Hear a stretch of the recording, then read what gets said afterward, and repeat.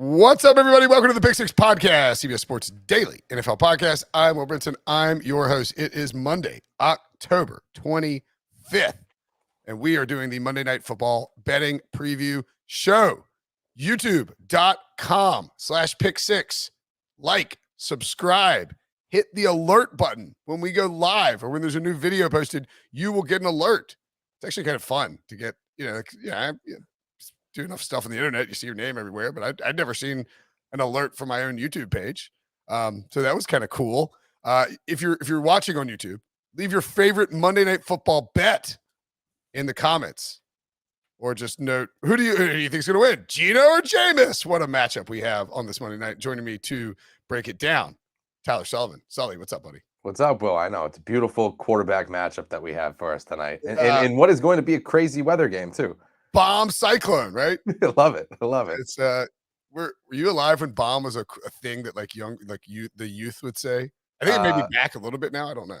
Yeah, I don't know. I feel like I use it. Like, yeah, that works. Right, but there was a point in time in my life when it was an unironic, like oh, that's the bomb. Like people were actually saying. Yeah, I don't know if I've ever used it so much like that. Right, it became so stupid that now it's like that's kind of the bomb. Like, it's sort of but you have to understand too. I come from the land of where everybody just says, "Oh, that's wicked awesome." So like that's true. So anything sounds better than that. I do love. There's just certain words like when you hear somebody from Boston say where it's like it's just enjoyable. It takes you to the end of the bar usually. That's what it sounds like. That's right.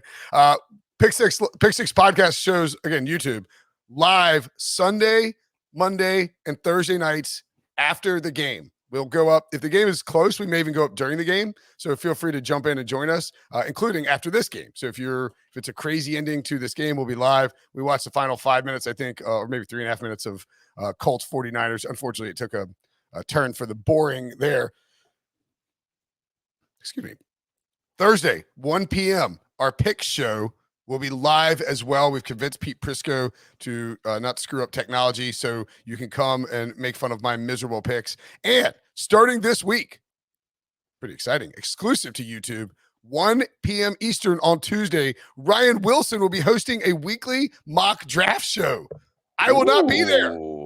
Wow, Wilson taking the steering wheel. Well, Debo, he's like, by the way, we have to announce we're having a new show. I was like, what?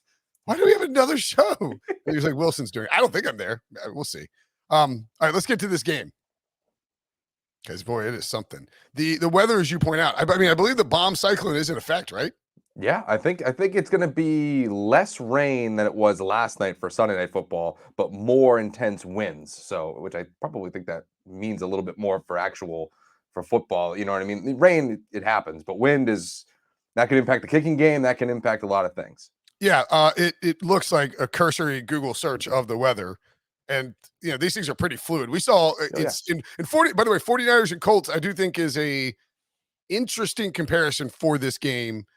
You have anyway. We'll get to that in a second, but similar wind. It looks like it's going to die down a little bit as the evening progresses on, but we're in the 10 to 15 to 20 mile an hour range. 15 is kind of considered will affect a lot of things situation. The rain appears to just be pretty steady throughout the night. This is going to look like a Seattle game. The overhit on Sunday night, a buddy of mine was texting our thread. He was like, why am I not hammering this live under? As everybody's fumbling, dealing with ball security and all that. And I cautioned it. I said, look, man, I wouldn't blame you for it, but it's possible that these really wet conditions, this tons of rain causes short fields, which could result in scores. So, before you go slamming the under just because it's bad weather, remember that there is the possibility of yeah, go ahead. And I'll point this out with Seattle specifically. I believe that they're one of the only few teams in the league that still uses field turf. So it's not like they're running around in grass, and it's a little bit different. The field conditions you shouldn't be all too worried about too much in terms of the rain and all of that. For me, it's really the wind and how that can impact the kicking game and obviously the passing game. Well, but what they kept showing on Sunday night, like it wasn't just rain. I mean, they kept showing these guys drying off these balls. You can't get this guy an umbrella or a tent to like keep the balls under. I mean, where's Rodney Harrison's umbrella holder when we need him, right? Yeah. Bring Tariq out there with this 4 billion inch diameter umbrella. Let him hold it over. I don't know. Get those balls under cover. Put them in a waterproof bag or something. What are we doing here? So, I mean, but, it was very clear. Jimmy Garoppolo and Carson Wentz, all the receivers, all the running backs were struggling with ball security. Now, we'll see how this all plays out in terms of, in terms of what will, like, I don't think it's necessarily fair or safe to say it will be exactly the same as Sunday night, but I think it will be similar. Yeah. And it's one of those where you kind of have to get a read on it once the game starts. And if the ball's flying out and if guys are having trouble, I thought we saw in the run game in particular, not that the Colts or the 49ers are necessarily good defenses, but it felt like the advantage in those conditions on Sunday night were to the running backs because of they're going downhill, and you have defenders who are on your heels trying to cut, and you're being a little more cautious maybe. You just can't move as quickly because of the weather, because everything's soggy. And that's something to watch for in this game. The Saints are -4 on the road, which is, that's something. Jameis Winston. And the over under 42.5 with all the weather. And I should point out injuries. Deontay Harris out for this game.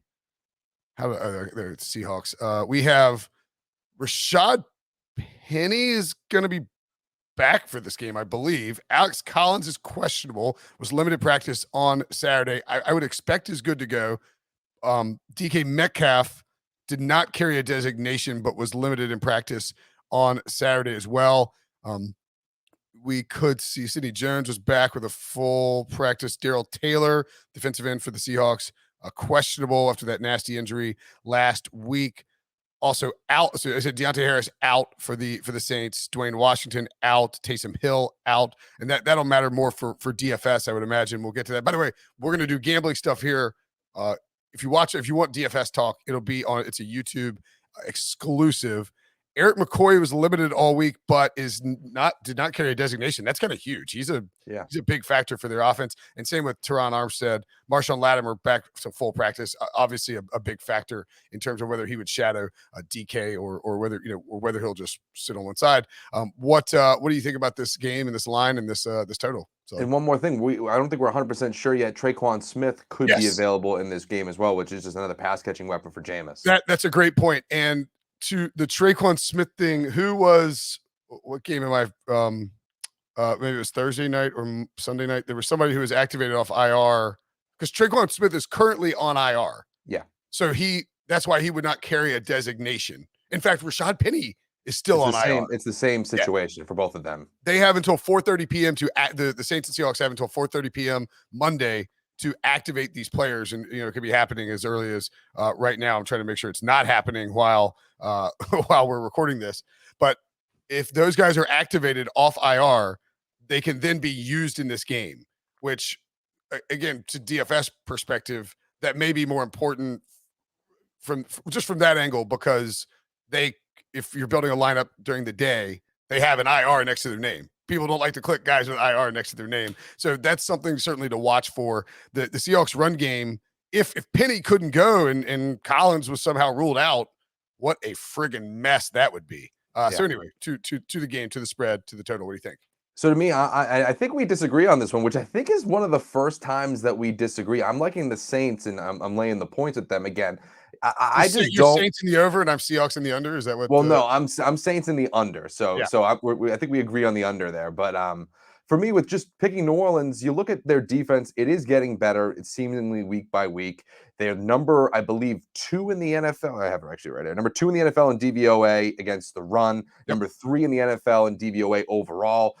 They're going up against a backup quarterback in Geno Smith, who had, I believe it was 4.8 yards per attempt last week against the Pittsburgh Steelers. He was efficient, completed over 70% of his passes. But again, it's not Russell Wilson. It's not this type of offense that we've grown accustomed to when it's DK Metcalf and Tyler Lockett. It's almost unfair to look at it's not unfair. You just can't look at the Saints offense and say, oh, here's where they rank on the season because I Right, mean, the right, Seahawks, right, excuse right. me, The Seahawks, yeah. because they have Geno Smith instead of Russell Wilson now. Right. And And so I just think that that limits their ceiling of what they can be offensively, obviously, because Russell Wilson, one of the best quarterbacks in the NFL. So to me, I'm more than happy laying 4 points here against the Seahawks, where, I don't know what this weather is going to be like. I don't know what their backfield is going to particularly be looking like. And DK Metcalf was banged up in the middle of the week. To me, I think that they clear this by a touchdown. yeah, I mean, look, the Seahawks are 22nd in defensive DVOA. They're not a good defense.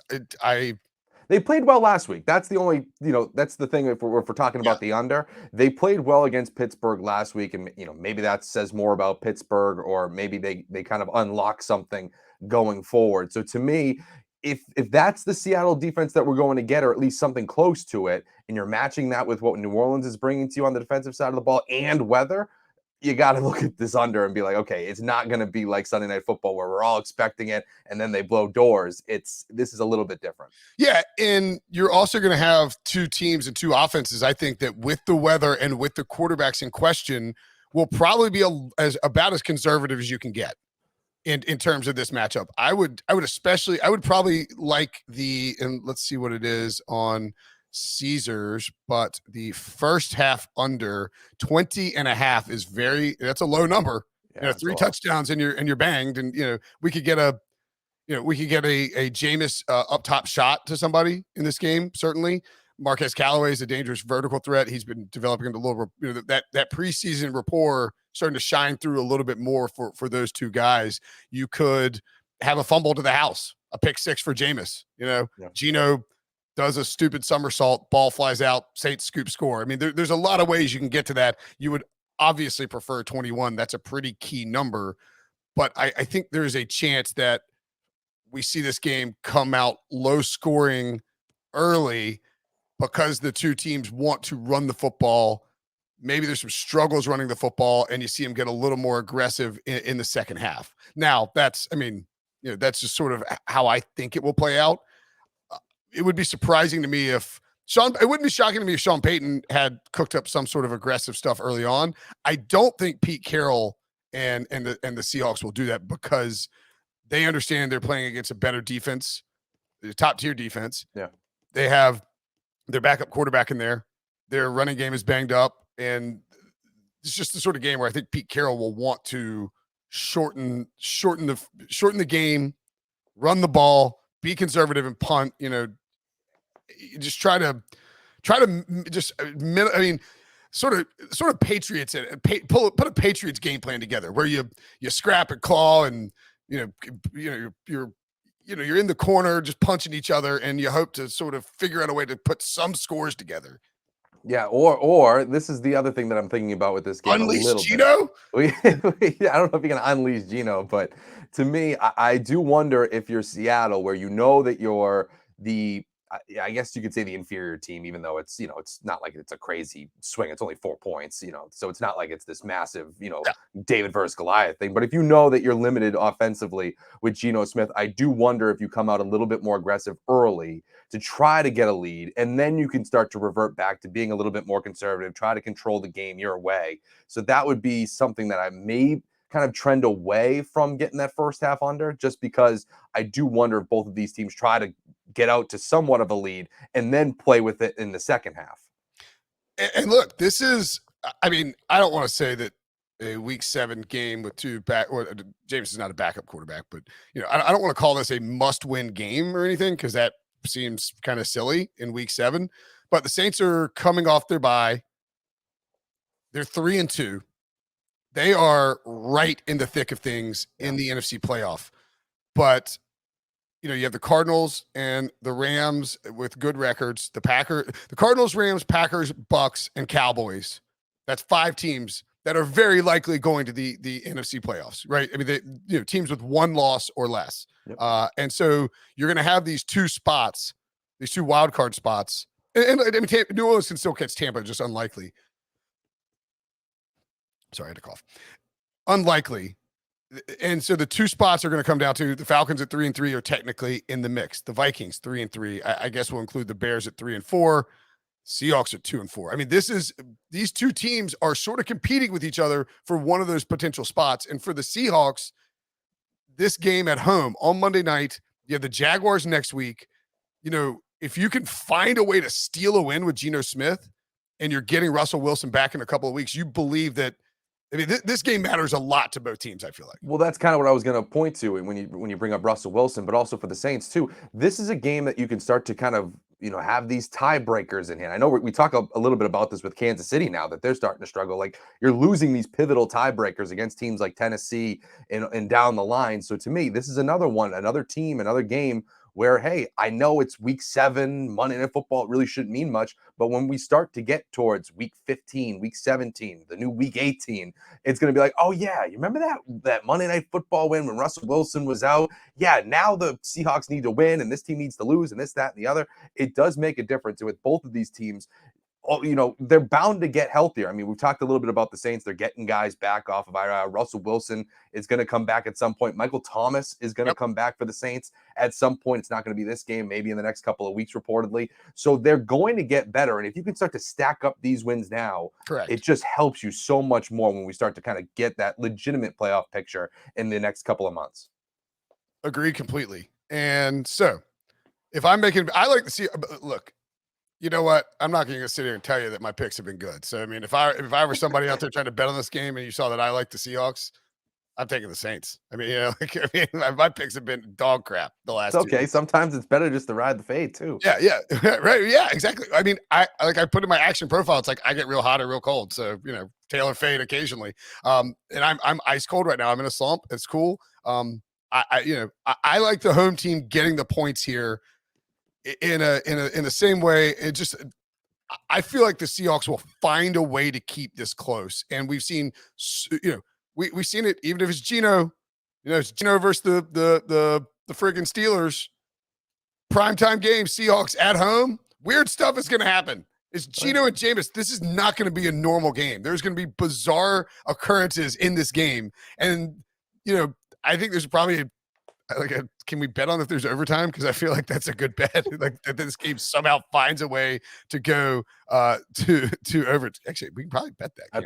I was gonna say we probably could say I bet you there is a overtime. Yes, it's 9-1. Oh, this is my long shot. Let's look at that. All right. Well, actually, you know what? We'll give out some. I'm taking the Seahawks. You like the Saints. Yep. We both agree that the under's too low for me to take it. I think. So it's starting to fall. I think overnight it went from 42. I actually think entering Sunday it might have been 43, but it might have. But now we're looking at 41. Both the totals for the San Fran Indy game went from 45 or 44 down to 41. Yeah, and then this one has dropped a couple of points as well. So I mean, it's getting too low. Where you're yes, it makes sense when it was sitting at 43, and if you get it early, congratulations, that's great. But now when we're starting to flirt with the high 30s, you're like, okay, that might just be a stay away. So trends under, but I don't know if I'd touch it. Yeah, and we saw 48 total points in the 49ers Colts game, but that required what did we get? We had a missed 2-point conversion.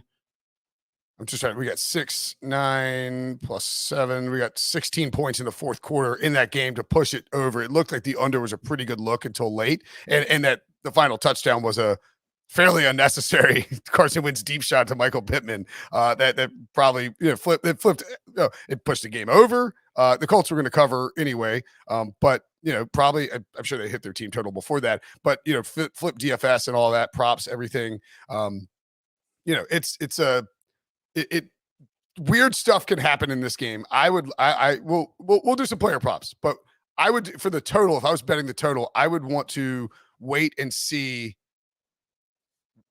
what the sort of, if you can bet it, I'd rather bet it live than bet it pregame, because I think you can wait and see how the weather is affecting it. You can get a sense of the flow of the game and how that weather will affect it, because we did see, as soon as my buddy bet that under last night, there was immediately a fumble and Indy had the ball in the 49ers 30. Yeah, and the other thing to point to, I mean, I see, the Northeast around here all the time, the weather's crazy, and they'll say, oh, it's going to be a downpour. It's crazy. And then you go outside and you're like, wait a minute, what? And they go, yep, actually, the breeze brushed it into the ocean and you're all Yeah. set. I don't know. Could all of a sudden we get close to kickoff and the sky's beautiful and they're like, oh, yeah, it just kind of washed into the ocean. It's into the Pacific now. Don't worry about it. It kind of went a tick over to the side we didn't expect. And the second half last night, the rain kind of cleared out. I mean, it was still nasty, but it was, it wasn't quite as bad. All right, let's take a quick break. When we come back, we'll do some player props. So these player props I thought looked pretty tough. I wrote down, I think I lost my sheet where I wrote down. There we go. Nice. Oh, no. I lost my sheet where I wrote down what we did last week because I wanted to circle back and see if we did okay on props. No, we didn't. We did terrible. Yeah. No, just looking back, it was like, go to Broncos Browns. I had Bills Titans, I think, for Monday night. Click on that. Let's just see if we did. Gordon stunk. Fant and Sutton got there. Gordon was terrible. I'm sorry. Bridgewater got that over as well. Broncos plus 3.5 didn't work. No, it didn't. Yeah. Wait, no, they did cover. No, that covered. Yeah. Yeah, we're okay. Yeah, Yeah, but that's right. All right, we did okay on these. Yeah. All right, so back to Saints and Seahawks for tonight. Man, Devo, get out. You get lost, Devo. We got a new sheriff in town. Devo can't even keep records of the old props. I'm just kidding. So I made a bunch of notes and sent them in. I'll let you start first. Oh, we both agree. Jameis under pass attempts. I don't know why I wrote 29.5. It's 26.5, I think, right? I think it's 26. Again, like a lot of this stuff has changed. I'll get into it a little bit when we talk a little bit about Alex Collins, but because his number completely is shifted overnight, so it's things do change. You sent these in on Sunday. Right. So I do a written piece for the website. So a lot of these are from, I just look at my post and I just go, yep, these are the ones I like. Yeah. I do make, as long as there's nothing crazy that's changed, I'll just leave it. But and to the point about the Alex Collins thing, again, he's, we have rushing yards available for Alex Collins on William Hill. We do not have rushing attempts available as of right now, I don't believe. And there's nothing for Rashad Penny on there. And there probably won't be until he's officially activated because, the sports books aren't going to post player props for guys who are on IR and then get torched when they're not activated at 4:30. They're just going to play it safe. But so Jameis's pass attempts has, I assume these have all come. Oh my goodness, it's down to 25.5 now. Okay. All right. And Geno Smith is at 30.5. So I'll tell you with Winston, he's only gone over this number once in his this so far this season, and I believe it was going into the bye. So maybe there's something to be said for self-scouting, and they're like, well, actually, let's make Jameis throw it a ton. But overall, we haven't seen that from him in this offense so far, and that isn't even a factor of Taysom Hill coming in and playing a bunch of snaps. If you look at his snap counts, they're all in the high 90s. It's not like it's he's taking away and they're doing some split reps, and that's why the number is going down. That they just don't use him in that way. They use the running game a little bit more. They don't trust him. Sean Payton doesn't trust Jameis Winston to be a high volume passer. So, I mean, that's basically it. So, to me, again, it hasn't gone over this. It's a game where I think weather's going to be a factor. I think they're going to use Alvin Kamara a little bit more. We saw last time that they were here going into the bye. He was much more used in the passing game and in the running game. To me, I think this could be more of an Alvin Kamara game than some sort of Jameis Winston, Geno Smith duel. I agree with you. If you look at Jameis's game logs. 20, 22, 21, 23. These are pass attempts. And then 30. He attempted 30 pass attempts against Washington. The worst pass defense in football by a wide margin. That is in my opinion, that is a game plan specific approach to taking on the Washington football team. He targeted Alvin Kamara the most he has all season. I believe 8 targets, 5 catches. So they're, these are not he did throw the ball a little bit down the field, but in a perfect world, Sean Payton does not want this to turn into a track meet where Jameis Winston is slinging the ball all over the place a really soaking wet football in weird conditions in a loud, what will be a loud, I assume, a loud Seahawks stadium, because the fans will be there, and it's prime time, and the 12th man, all of that. Even with Gino playing, I agree completely. I think, 25.5 is pretty low. I would probably still take it because it's plus money on Caesars. I just don't think you're going to see. They don't want Jameis Winston to throw the ball a bunch. It's just dangerous. And the other thing too is that this is, like you're saying, this is supposed to be, or at least how I think how we both see it, because we're trending towards the under. It's gonna be a low scoring game. This is going to be something where defense is more involved than the offenses, where it's going to just be stop 3 and outs, probably a ton of sloppy play in the rain. So to me, I don't see them. Jameis Winston, who's already kind of historically been a turnover machine, like you're saying, I don't think Sean Payton's gonna go, in a bomb cyclone, whatever, monsoon, that they're going to say, hey, drop back 30 times this week. You're going to go for it. I just don't see it. It's a low number for pass attempts. Yeah. 25.5. It's low. But Sean Payton cannot risk 30 pass attempts from Jameis Winston in this game, because each one you're putting your own life in your hands, and you give Jameis Winston the ball. You've got Geno Smith over completions. Talk me through that. So to me, this one makes a little bit more sense. Again, it might sound weird if I'm going like under Winston and over Smith with these, but if you just look at what Geno Smith's done over the past 2 games, one filling in for Russell Wilson and one, starting in place of him in Pittsburgh, not coming in under starting that full game. He completed over 70% of his passes against Pittsburgh. He had, let me see if I have it right here. He had 23 completions against Pittsburgh. The Saints are allowing 24.8 completions per game. That's something that we see, obviously, great defense, but in the completion percentage isn't particularly that high, or the yards per attempt aren't particularly that high, but they do surrender a decent amount of completions to quarterbacks. It's just they're not getting burned by a crazy amount. And so to me, you saw it last week. He's completing over 23 passes in a game. And even when he came in under duress for Russell Wilson, he completed 10 of 17 and like 30, high 30% of the offensive snaps. It wasn't, not like he saw a ton of playing time right when Russell Wilson got hurt, and they were throwing. It was a little bit different of a game script. But to me, I do think that they throw a little bit more with Geno Smith, especially if you're looking at a limited Alex Collins, if you're looking at, DJ Dallas and Penny as your running backs out of the backfield. That might be how they kind of get that running game going if Collins isn't 100%. I want to note this from, I always reference Pat Thorman of Establish the Run. Highly recommend establishthерun.com. The guy Levitan and Sullivan do a great job over there. It's subscription DFS based, betting DFS stuff, tons of good football information. But specifically, Thorman last week after the Washington game wrote in his Pace and Snaps article, Saints headed their bye off a 55 total point. New Orleans operated a far quicker situation neutral pace against a football team, the fastest of week 5, by the way, than they had prior, 5th slowest, but they actually chucked it around. Heading into Sunday afternoon, Sean Payton had trusted Jameis Winston to throw at a league low 46% clip during neutral situations. That rate shot up to 65% in week 5. And then he goes on to point out that very possible. So this is the thing on that pass attempts.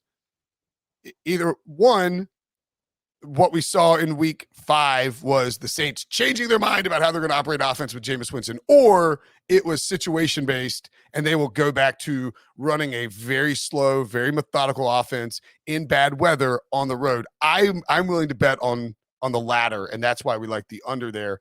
The over for Geno, I think, works in terms of completions because, man, I'll tell you what, Geno, I looked it up and I read it in my notes, I think, but he averaged against the Steelers 3.3 intended air yards per pass attempt. That is insanely low. It's unbelievably low. Now, the one thing about those sort of air yards, right, is that or that those sort of passes is they're inherently a little more what is the obvious word I'm looking for?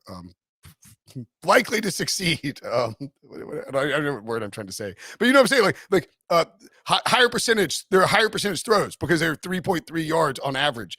A bunch of these dudes for the Seahawks receiving. Alex Collins had one target, one catch, -3 yards. We saw Gerald Everett 3 targets, 2 catches, 40 yards, but his long catch was 41 yards, right? When you start seeing these long catches and then they basically match up with the total, they're throwing short stuff. They're not going to let Geno spread the field. They're definitely not going to let Geno stretch the field against a good defense. I like that, even though I do firmly believe we'll see them try to run the ball a bunch. It's also very likely that they are unable to run the ball against the Saints and therefore are forced to use Geno in this short passing game. And that's the pathway where he gets over. And of course, you can also get there if they're trailing. 4-point dogs at home, it seems likely that they will be forced to throw. And that's why I put Lockett in there. Tyler Lockett, he had 7 targets, 2 catches, 35 yards against the Steelers. If he gets 7 targets again, I would expect that he can get to 4 catches if Geno's a little more accurate, or they use Lockett maybe in the screen game a little bit more. So I like Lockett over receptions, 3.5. I think that Geno Smith is a good look too. And then we both have some Kamara props. Yeah, so for Kamara, to me, the receiving yards, it's 31.5 minus 115. That just seems a little bit low for a guy that I think that they should get the ball in his hands no matter how they can do it. And so last week, like you're saying, like obviously it might be a little, or 2 weeks ago when before they were going into their bye, New Orleans, maybe the game script was just going after Washington. It's just it's a matchup based attack. But to me, I do think there's something to be said for, hey, listen, we targeted Alvin Kamara 8 times in that game and it worked out pretty well. Maybe we should continue to do that for one of the best overall running backs in the entire NFL. So as much as you can say, yep, we just want to attack Washington this way, there is also some self-scouting that can go on and go, you know what, we do need to put the ball in this guy's hands, not just as a pure running back, but also in the passing game as well. He's only done this in that game. He's only gone over this number in that game. But to me, I think that maybe you look at it and say, hey, listen, let's not try to force it down the field. It's going to be a crazy cyclone game, whatever. Let's start like very similar to Geno Smith. Let's try to maybe attack this short intermediate with Alvin Kamara out of the backfield more than anything. Yeah, Kamara's first 3 games, his first game, Jameis hit him on a little swing pass when they were beating the snot out of the Packers, and it felt like, all right, cool. Like I had a Jameis Kamara stack in fantasy. I was like, yeah, this is I'm going to be winning so much. I'm winning every league this year, and it turns out that not quite as great just because the volume hasn't been there. But 4 targets, 6 targets, 4 targets the first 3 games. Didn't go over 30 receiving yards, and then in week 4 against the Giants, 0 targets. First time in his career. That's what scared me. That's what scared me. I'm like, ooh, I hope that we don't go back to that. Yeah, they gave him, it's an outlier game, I think, though. And this goes into sort of my prop there, Kamara under 22.5 rush attempts. He got 20 carries in week 1, 24 in week 3, 26 in week 4. Last week against Washington, they dialed it back to 16. I agree with you. It's more likely, and this is, you're kind of walking a fine line with that under on pass attempts, of course, but it's probably more likely that they use Kamara in the short passing. Again, we think it's gonna be bad weather. We know that Jameis Winston is a turnover machine, even in his new life in New Orleans. It would behoove them to get Kamara out there and match up and get him out there in space in short yard stuff where Jameis can hit him and you're not risking possible turnovers. So I would expect that they maybe run Kamara a little bit less, use him in the passing game as an extension of the run game, so to speak. And we've seen in the past, they don't love to give Kamara 20 plus carries. It would be surprising to me if he was above 25 carries again in this game, unless Seattle was just unable to stop the run. The Saints had a big lead and they just decided to feed him. I like the under on the rush attempts, and I think we both agree it'll skew maybe a little bit more to the passing game in this spot. The other one that I had, you have Alex Collins rushing yards over 46.5. You need to see an injury report for this, of course. Well, this is the thing that I referenced earlier about Alex Collins. Like I was saying, the post that I wrote last night when I was doing my research on this game was 41.5. That's where I had it written down, and it was, and then all of a sudden I wake up this morning, I'm looking at just to make sure we're all good. It's gone up 5 yards. So is there something?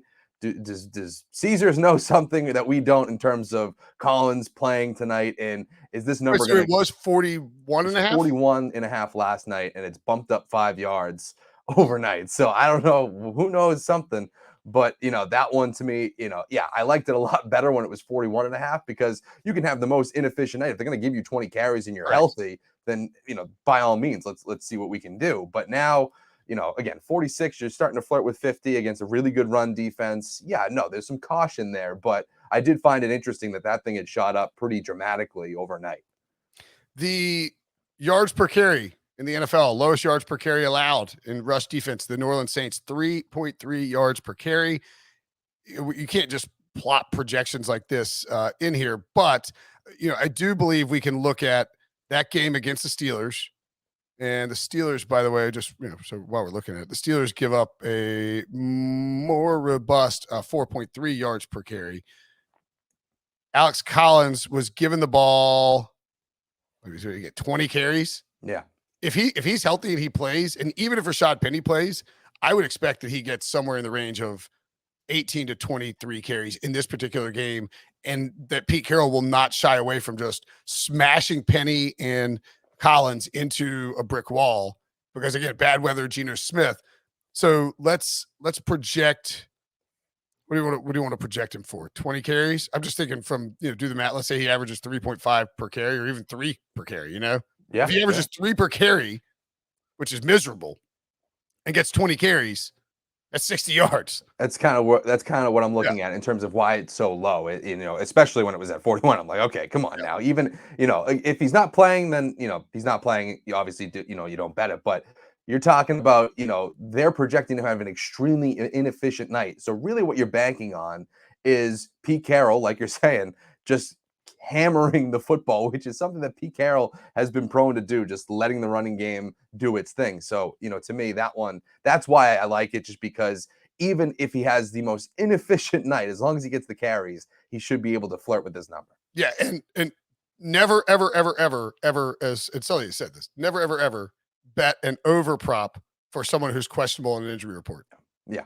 Until they're going to play. Usually those things are canceled, but just don't bet an over on somebody who's on the injury report until the inactives come out. You lose the 5 yards or whatever, but if Penny comes back and Penny's fully healthy, and we hear report that the Seahawks are going to limit Alex Collins snaps tonight, they all of a sudden under 46.5 looks great. I would be very intrigued at the rush attempts. I don't think they don't have Collins up there. I'm sure they're not up. Yeah.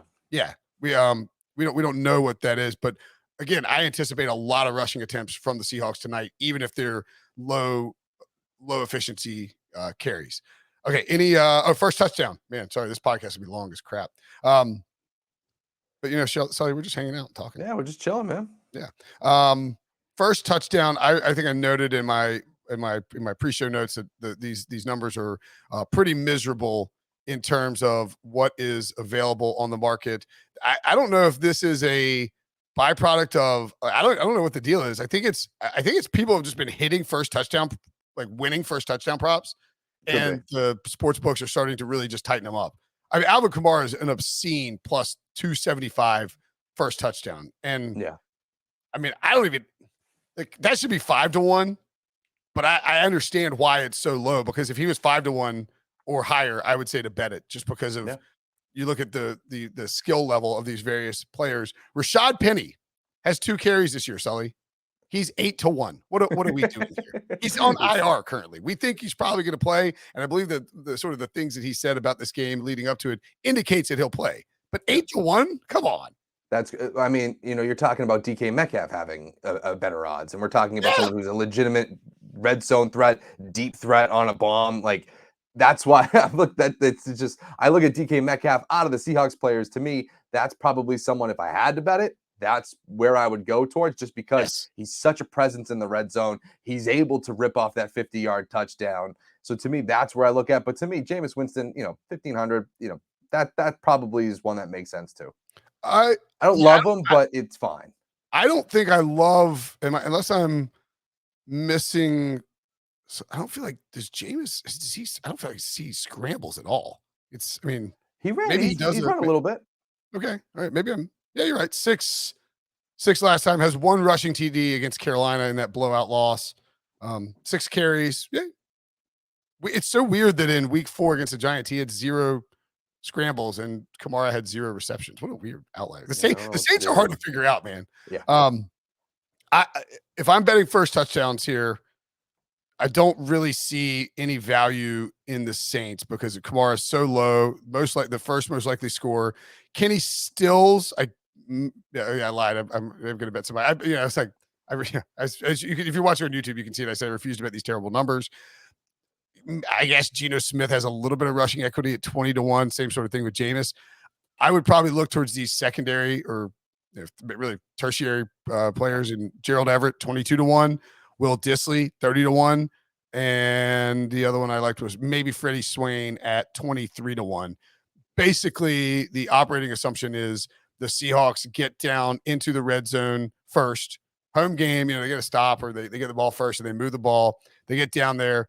They're not going to let Geno they're not going to be able to run straight into the Saints because the Saints are a good rush defense team. And so they're forced to have bootleg Geno and give him a tight end leaking out or something like that. They'll have some of these easy look red zone plays set up for Geno if they get down there, I think, to minimize the number of reads he's got to make and try to avoid a turnover. So I would probably look these like lower end Seattle skill guys because they like to use those guys near the red zone if I was betting somebody. And Disley got a touchdown last week. Am I wrong? I believe that is correct. So I mean, I don't know. Is there something there? You could say, hey, National Tight End Week, whatever it was. So National Tight End Day. That's right. Let's see if these tight ends 1-yard pass from Geno. That's right. So yeah, I mean, we saw Alex Collins. The danger is if you get if the Seahawks get down to the 1-yard line or something, they're going to try to run the ball 3 times or at least twice. If it doesn't work, they'll roll them out. Was there a no touchdown scored bet? Because I'm obviously all about it. Let's see if we got a. This podcast is going long enough. We got to do DFS too. So that's it. That's the show. If you're listening, that's the audio show. It's a sloppy game. Should be fun. Geno Jameis promised for insanity in Seattle on Monday night. If you want DFS information or a breakdown of the slate, we'll be doing so on YouTube, youtube.com/pick6. Thanks for listening. See you guys later. So for DFS purposes, man, is this easier or harder than that Browns game? Because that was a mess. It was just a mess. Yeah. Well, I think that we didn't put enough credit on D'Ernest Johnson. That we were just, I think we definitely did. Yeah. I mean, obviously we didn't, but like it's for two of us who like the running backs and like to feature them in our captain spot, we particularly should have highlighted that a little bit more. But it is what it is. We'll get them. We'll get the Millie Maker this time. The Millie Maker chopped a ton of ways because it was the winning score got $8,600. So divide $1 million by 8,600. D'Ernest Johnson was the winning captain, and actually no defenses were optimal in that game. I didn't play in the Millie Maker Sunday night or last night because I was just late to it, but I did okay in one contest. I had Deebo Samuel as a captain, Carson Wentz, Michael Pittman, Elijah Mitchell. Colts defense actually ended up being required for the optimal and nearly almost won it for somebody because of if Xavier Rhodes had taken it back to the house. And I kind of think it's important to look at Sunday nights as a sort of similar setup, maybe. Yeah. Oh yeah. Because you have two limited quarterbacks or quarterbacks that their coaches probably want to limit if possible in Wentz and Garoppolo and now Geno and Jameis. You have sloppy weather, and I guess I'm wondering. All right, so what do you think for captain options? Obviously, Alvin Kamara stands out in a big way. He is 19-2 as a captain. If you go with Kamara, you will be less apt to jam in Jameis, who's 11-8. Excuse me, that's his flex cost. Let me see what his captain cost is. His captain cost Jameis 17-7, DK 15, Geno 14-1, Tyler Lockett 13-5, Marquez Callaway 12-9. Michael Thomas isn't going to play. Alex Collins 11-1 with a questionable tag, and then that's it for anybody in 5 figures. You get to those backup quarterbacks, and before you get down to Saints defense next available at 8-7 for captain DJ Dallas, and on into the secondary skill guys. So what I mean, it's pretty hard to You look at Kamara. I mean, he's going to be the in theory the most impactful offensive guy in this game. If we're talking about somebody who's going to get the most touches in the game that's not a quarterback, and honestly, it's going to be Alvin Kamara by a pretty wide margin. Yes. It's not going to be close. The only thing that's interesting about all of this in terms of constructing these lineups right now is the X factors of Alex Collins and Penny, and what does that do? Because if we're making lineups now where Collins isn't playing or he's not going to be a factor, and I don't know, does Rashad Penny not get activated or what happens? DJ Dallas becomes somebody that I find very interesting. 5 targets last week, caught all 5 of them. He's a little too, he's priced a little weird. Like he's not like someone who's, so, you're going to be stashing, he's going to be super cheap or anything like that. $200 for a flex spot. That's expensive for a guy who could be a third running back or only involved in the passing game. So you have to, obviously pay attention to that one as you're getting closer and adjust accordingly. And the other things that we should point out here too, obviously,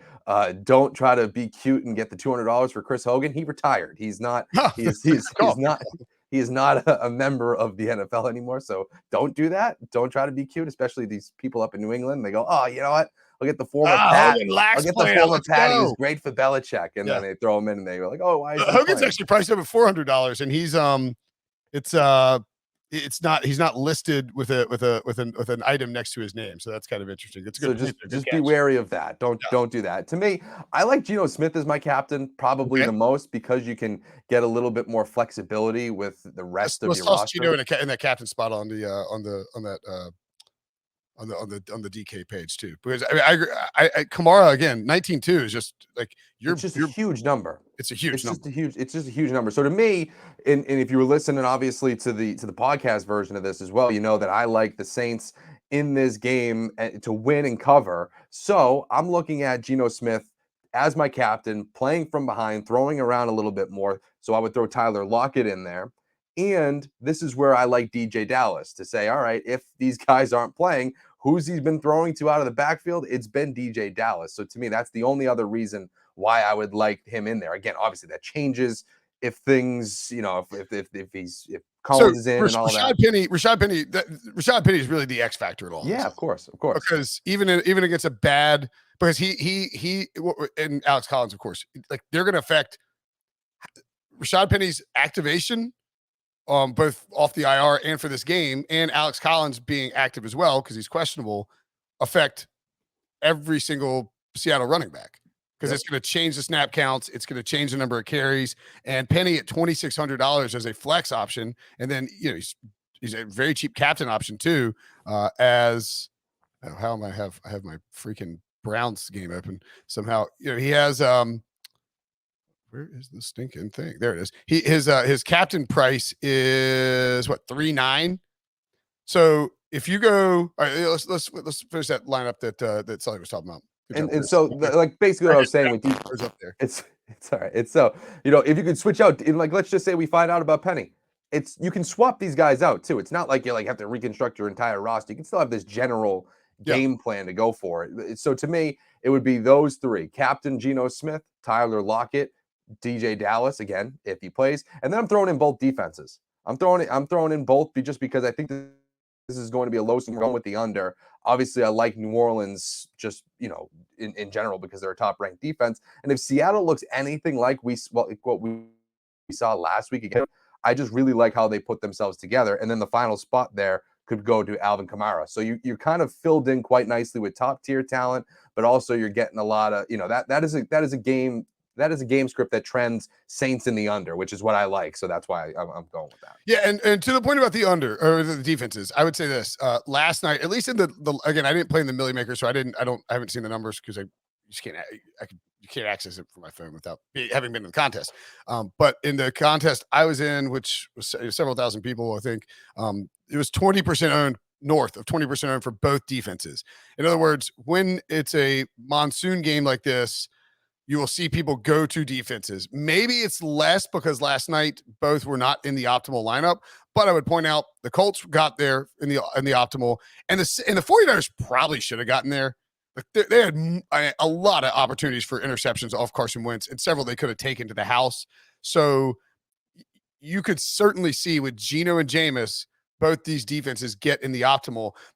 Again, the one issue is, when you look at the defensive scoring on DraftKings and you start to see, let's see, I'm trying to think how many people were in this stinking contest. Yeah, so a couple thousand people. You start to see it, right? The Colts allowed 14 to 20 points. You get 1 point for that. The Colts scored 11 points. 10 of those points were off 2 sacks, 1 point each, 2 interceptions, and 2 fumble recoveries, which is 2 points each. So you're getting there via turnovers and sacks. I don't think you want to try to project, so the 49ers scored 4 points, right? They allowed 28 to 34 points. That's -1. You can go negative with a defense in a heartbeat. They got 4 through fumble recoveries, and they got 5 through fumble recoveries and sacks. So if you think a defense is going to get you there, don't bank on it just being 0-0, because 2 touchdowns, it's 14-13 final, still is, not going to guarantee you a bunch of points from the defenses because of that. So, defenses are nice out of the gate, but you need to be projecting turnovers if you want to hope the defenses gets you there. Yeah, and that's basically kind of how I look at it from Jameis Winston. That probably helps the Seattle defense a little bit. Yeah. And when you're talking about New Orleans, it's just, again, a top flight defense. You're going up against a backup quarterback. He's been efficient, but he's also had some turnovers as well. So it's not like it's totally out of the realm of possibility there. So, totally agree that there's, obviously risk when you're starting to throw in these defenses. Could be a little chalky, but I think the one thing that might be able to separate us is that final spot there. We have some flexibility at the running back spot, whether it's DJ Dallas, Penny, or whoever you want to throw in there. I mean, I'm sure you could throw in a tight end, Gerald Everett, if you're feeling it, or whatever the case may be. Yeah, and the other thing on the defenses too, there's almost a guaranteed chance that the Saints defense is significantly more owned than the Seahawks defense because the Saints rate well. They're going up against Geno Smith. I think you'll see them using the captain spot, somewhere between 5 and 10%. You will see the Saints probably in the 25 to 30% range. They are more expensive, but if you go, I'm pretty sure you can jam in one of the quarterbacks. Let's say you can go Jameis, you add Kamara, you throw in Geno. Can you then get Saints defense and still get, you got 2,100 to spend on these other guys? So you can guess on like a Freddie Swaim and, a Kenny Stills or a Adam Troutman or, whatever. You can jam in 2 cheaper end guys along with those higher end guys. And if you even wanted, of course, you could bail out on Geno and go to Alex Collins, right? And it leaves you plenty of money. If you wanted to, the Saints defense is not prohibitive to get to. They're going to be chalky in this thing.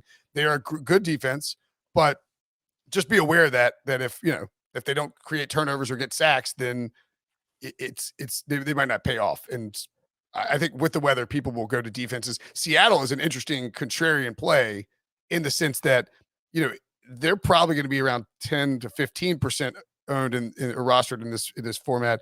And if they were to get a pick 6 and you had them on your roster, it shoots way up. And the other thing I want to bring up with New Orleans quickly is, we talk a lot about the running back situation with Seattle. Pay attention to what's going on with Traquan Smith. If he gets activated, $4,800 for a flex spot, it's not terrible for someone who could be heavily involved in this. I mean, we talk a lot about Marquez Callaway kind of finding that, but if Traquan Smith can come in here, he's had some success into this offense. So to me, that's someone to just pay attention to as you get closer, because like you noted, Will, people right now, they see an IR designation next to his name. Nobody's clicking that. No one's touching him. No one's touching that at all. And look, I don't do this just because, but I have the freedom for, work purposes to kind of, build these at my leisure. A lot of times but what happens is I don't do them during the day when I should be doing them because my family's gone. And then I'm like, hiding up in my office, banging out lineups from 6 to 7 or 7 to 8. The point being is that, I think we're not going to go to around 5 o'clock and then the inactive shortly before about Traquan Smith, about Rashad Penny. Those 2 guys, though, with the IR spot, likely to be less owned and less clicked. I like the idea of going, assuming he's activated, assuming he plays, Rashad Penny is captain, actually. Because if you do that, $3,900 captain, we know the Seahawks are going to run. Yeah, that's right. Yeah, Chris is scrolling up to find him. He's dirt cheap. Rashad Penny is captain. Take out Traquan for right now because I think I mean, look, if I go with a $3,900 captain, I'm immediately adding Alvin Kamara. Right. Because it is, if your captain is that cheap, and if you hit on that captain, I think it's pretty likely that he'll be in the optimal as well. The tricky part now is like, once you go with Rashad Penny, do you just start banging in all the expensive guys? I think you absolutely just start to, pile up what you can, obviously, just because, yes, you can start to get cute a little bit, with defenses and whatever whatever you want, but ultimately you're getting cute with your captain. Like you're all of your money really you don't have to be is cute hitting across up the board. Right. Exactly. Right. So, you can get a little contrarian, I guess, but you're already contrarian at the top. And I think a kicker was actually in the optimal, might have been in the optimal last night. I have to look, but I don't hate the idea of, here we go. This is a 4-2, so it's not exactly a slaughter lineup build. But if you go Penny, Kamara, I'm going to hesitantly go Jameis. Can't tell if something's beeping in my ear, or beeping outside of my house. No, it's over. There's a big truck outside my house naturally backing up. Oh, it's you. Okay. Yeah, I was like, what? I was like, is there I hear there's a big like construction truck doing work, and of course they're backing up right when we're doing this. I do think this. I mean, I have a hard time getting away from the Saints in DFS. The Saints have scored over the course. Go and add Saints defense in there. 15-6. They scored 15 points against the Packers, 6 against the Panthers in that blowout, 20 against the Patriots in week 3, just 2 against the Giants, and then 6 points last week. They have an interception in every single game this season. They've only failed to record 2 sacks or more once in this season. I think they have a defensive touchdown at one point this year, and I don't see fumbles on there. They're a defense that can generate points. So in this scenario, I think I want to go with that. This is not a very good game script situation because it's like, the Seahawks, we saw it on that the Sunday night game against the Steelers. They're down 14-0. You think, all right, it's time to start tossing. Gino's got to have to start slinging the ball, and it's not. They just ran the ball at Alex Collins coming out of half. And then I also went with Traquan Smith, and the final pick in this particular lineup was DK. Okay. We had enough left over for, there's a clear correlation, or I think Cody that might be good for our Costanza lineup. Like this is kind of like this contrarian. This is the weird lineup. I like it. Yeah. With DK and Lockett, the fancy graphs and math have shown that basically on these showdown slates, one of them is optimal and one of them is going to sink you. So they do not have a positive correlation when playing together in lineups. Now that is perhaps a Russell Wilson factor, but probably more a play calling factor. So it has not been optimal in years past to roster both DK Metcalf and Tyler Lockett. Now, if you think that this is a full-blown Geno swarm and you want to go Geno, you could do that in theory, and it's just, like Geno or Seahawks onslaught. You probably want to use both guys, I guess, but or maybe it's Rashad Penny, Alex Collins. Should we do it? Should we do a Seahawks onslaught? Let's do it, man. Let's see it. Because the Saints have been thrashed by a bad team in the Carolina Panthers in week 2. If it is, all right, let's try this. Let's see. Let's go to captain. Click on that captain button, and then we'll be done with this. Devo's going to be like, you went an hour on Geno and Jameis. If it's a Seahawks onslaught, do we believe that the one player for the Saints? So we're going to do a 5-1, which is not. This is not going to be a popular option. You will be, if the Seahawks somehow like blow out the Saints, and you have a 5-1 Seahawks lineup, you will be feeling pretty good about your life. I think our one player for the Saints probably needs to be Kamara or Jameis. And the question is, do we put Kamara in the captain spot if we do that, and can we afford to do it? Let's at least try. Let's see if we can in this scenario, we need, I think, Sully, that we would want to do both running backs. Let's just assume they both play Collins and Rashad Penny, because I think if the Seahawks get a lead, they are going to lean into this running game. And we don't know exactly how they're going to spread it out, but because you can get both of those guys for under $10,000 combined, and they're they'll be rostered a lot. But anyway, if we're doing the Seahawks also, I think we need to do that. I also think you have to have Geno, right? Yep. Geno, a receiver in Seahawks defense. Can we afford that? Let's see. So you can, yeah, no, you could. Can we get DK in there or no? No, and you just miss out on Seahawks defense too if you put in Lockett. Okay. So, I mean, I think we need one of those receivers though. So we put in DK, and that leaves us 1,400. All right, let's see what we got left down there at the flex for 1,400 or less. Scroll up and see if there should be some options. Oh, good job. Ew. Zigbo, is he gonna? He's at New Orleans. All right, here, let's try. Chris, let's try this. Exit Kamara on the captain, and let's do. We think Geno or Kyle. Who do we want to pick? I think let's see what Geno looks like in the captain. All right, let's put Geno in the captain. You have to click back. Oh yeah, just tell about somebody who's getting used to operating this DraftKings desktop app. Okay, so yeah, Geno captain, and then Kamara,